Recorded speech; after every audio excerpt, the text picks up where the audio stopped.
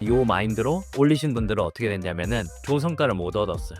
근데 이걸로 어쨌든 돈을 벌려고 하는 사람들 입장에서는 인공지능을 활용한다라고 하면은 반복된 일을 좀 단순화시킬 수도 있고 10명이 해야 될 일을 1명이 할 수도 있는, 지금 소비자들이 원하는 거 혹은 익숙해진 상황은 뭐냐면 개인화된 느낌이거든요. 나한테 맞춤으로 뭔가 메시지가 온다라는 느낌을 받는 것에 대해서 사람들이 익숙해져 있거든요. 대중에게 향하는 그런 일방적인 메시지나 이런 것들에 대해서는 좀 관심이 좀 덜한 거죠. 예를 들면 채팅방에서 그냥 뭐 올렸을 때 반응이 덜 하잖아요. 이거 나한테 하는 얘기 아니니까, 그죠? 근데 채팅방 안에서 누구누구님 뭐 이것 좀 답변해 주세요 이러면서 태그를 걸거나 이렇게 하면 그 사람한테 알림이 가서 그 사람이 해야 될 답변을 하거나 이런 식으로 돌아가잖아요. 특정 사람의 액션이 하도록 만들어내기 위해서는 딱 그 사람만을 위한 특정 메시지로서 변환될 필요가 있잖아요. 그거를 인공지능한테 넣어가지고 패턴을 만들 수가 있는 거죠. A라고 하는 메시지가 전체한테 이런 영어 공부하세요라고 하는 일반적인 메시지 하나를 딱 만들어 놓고 원본 하나가 있을 거 아니에요. 다른 쪽에는 그 수강생분들의 어떤 특징이나 후기나 이런 것들이 쫙 엑셀에 들어가 있을 수도 있어요. 그럼 이 두 개를 결합을 시키면은 맞춤 메시지가 만들어지는 거예요. 예를 들면은 내가 지금 대중을 향해서 만든 이런 원본 메시지가 있는데, 요거를 이 수강생들의 이 리뷰나 후기에 맞춰가지고 이 사람들 특성에 맞춰가지고 이름을 넣어서 메시지를 하나씩 만들어줘 이렇게 해버리면 얘가 좌좌좌좌 맞춤 메시지를 만들어주는 거죠. 그걸 바탕으로 원래는 이거를 뭐 직원한테 시키고 되게 많은 복잡한 일이라서 하면 좋지만 안 했던 일이 된 건데, 누군가는 이런 작업들을 하면서 여러분들한테 그 니즈를 충족시키기 위해서 이런 일들을 하고 있을 거라는 거죠.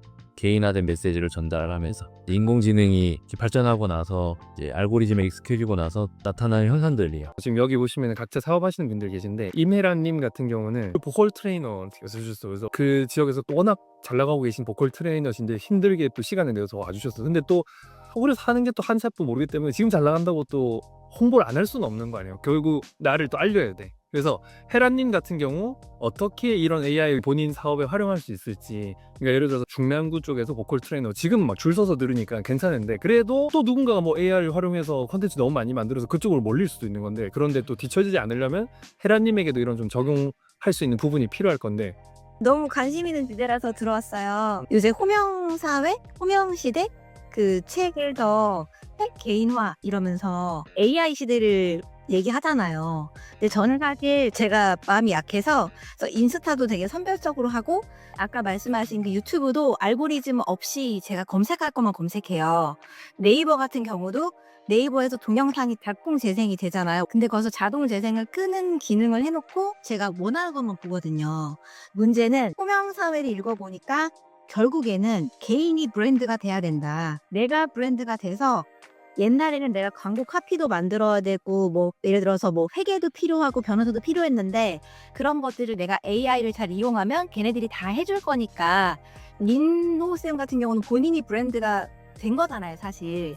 연예인들 같은 경우는 최하정 씨가 하니까 뭐 보는 거고, 그러니까 그 브랜드가 되는 거에 저는 되게 관심이 생기더라고요. 왜냐면 저는 엑셀도 못하고 미디를 만지거나 이런 거는 하지만 컴퓨터 이런 걸 많이 못하다 보니까 유튜브 같은 것도 외모적으로 내가 유튜브에 나올 만하지 못하다고 생각해서 안 하는 건데, 어쨌든 이런 것들도 이제 1인이 기업이 돼가지고 할 수 있는 시대가 되었잖아요. 선생님이 보시기에는 진짜 이제 없어질 직업과 안 없어질 직업이 나뉠 건데, 내 직업이 안 없어지려면 어디에 초점 맞춰서 AI를 좀 활용해야 될까? 그게 되게 궁금한 것 같아요. 챗GPT를 내가 다루는 법을 배워야겠다라고 생각했는데 줌이 열어져 너무 감사하게 들어와갖고, 저처럼 예체능 분야, 사실 저는 예체능 분야에 있으니까 제가 브랜드가 되면 돼요. 예를 들어 이제 오디션에 떨어져도 책에 나오더라고요. 기회가 없었다. 근데 요새는 떨어지면 본인이 유튜브에 올리고 본인이 제작을 해가지고 내가 그거를 알리면 된다. 그러니까 저도 그게 정답인 것 같거든요. 제가 AI를 어떻게 활용을 할 수 있을지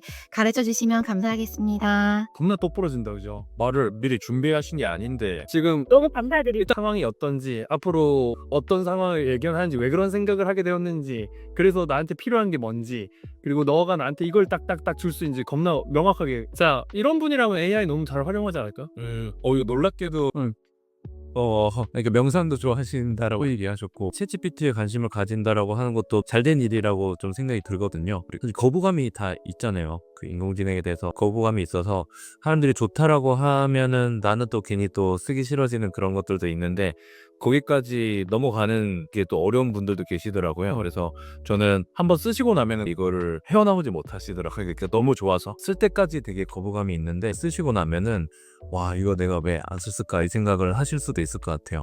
저는 처음 나올 때부터 세상에 이렇게 알려지기 전부터 그 전 버전부터 저는 쓰고 있었거든요.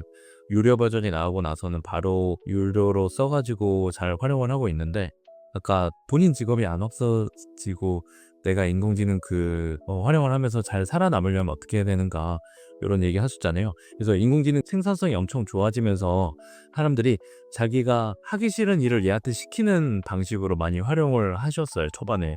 지금도 그렇긴 하지만 예를 들면은 내 아바타를 만들어가지고 얘가 대신 얘기하게끔 만든다거나 귀찮은 일을 얘한테 시키는 그런 방식으로 많이 쓰시더라고요. 처음엔 되게 편한 것처럼 느껴지잖아요. 나랑 똑같이 생긴 얼굴이 나오고 립싱크도 하거든요. 내 목소리 가지고. 나 일 안 해도 되겠다. 요 마인드로 올리신 분들은 어떻게 됐냐면은 좋은 성과를 못 얻었어요. 그게 사실은 마음이 다 반영이 되는 것 같아요. 민호 같은 경우에는 아마 인공지능이 대신 해준다고 해도 지가 할 거거든요. 저 관종이라서 저는 제가 누가 내가 대신 해주는 걸 별로 안 좋아. 대화 나누고 싶고 얘기 듣고 싶고 같이 소통하고 싶어서 아마 할 거예요. 이런 식으로 나눠지는 거예요.